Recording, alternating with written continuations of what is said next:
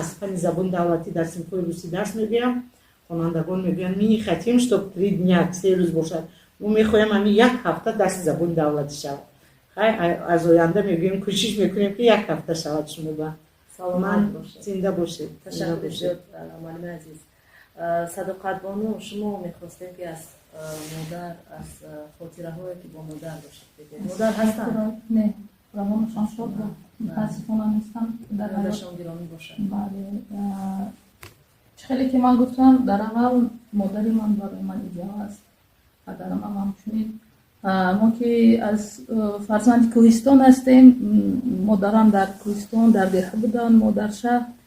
аввалин ягон кори, масалан ягон корро сар мекунем, аввал аз модар дуо мегирифтем. ба телефони занг мезадем, очаҷон як дуо кер. ва ҳамин модари ман барои тарбияи фарзандони ман низ бисёр маро тарбия карданд ва фарзандони маро низ тарбия карданд. воқеае шуд ки зодрӯзи ман буд, модарам бистарӣ буданд дар беморхона. ман як даста гул гирифтам, беморхона рафтам. ҳамаи табибон ки шиносон буданд, шиносу ношиносу ту чӣ гула чӣ кор мекунӣ? гуфтам имрӯз зодрӯзи ман аст, ман ба модарам гул мебарам. ҳамхел рафтам, дигар модарам хурсанд, аз ҳаяҷон намедона чӣ кор кунад. модарҷон, зодрӯзи ман нест, ин зодрӯзи шумо аст. ташаккур ба шумо ки шумо маро ба дунё овардед, ба роҳи рост пеша кардед.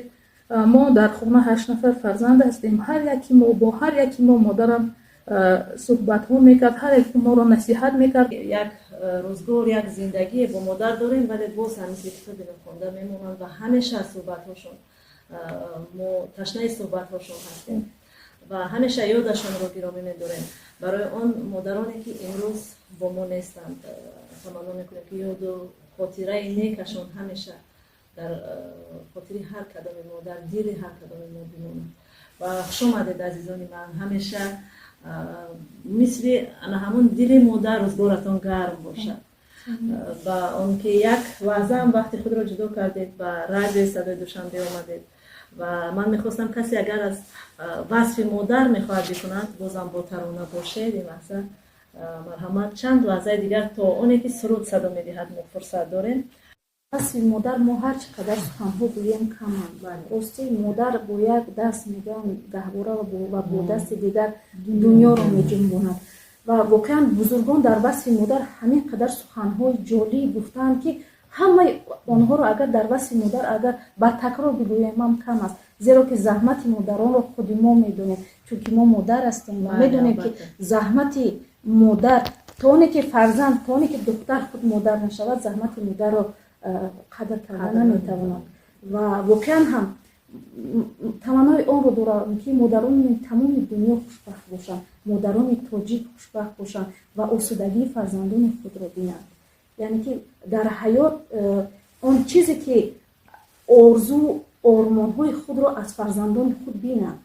таманно мекунем мо низ ҳамаи хушиҳои дунё, ҳама хандаҳои дунёро таманно дорам ва хоҳони онам ки ягон модар намехоҳам ки дар чашмони ягон модар дар ҳама вақт ханда бошад, хурсандӣ бошад, ҳама вақт бошад.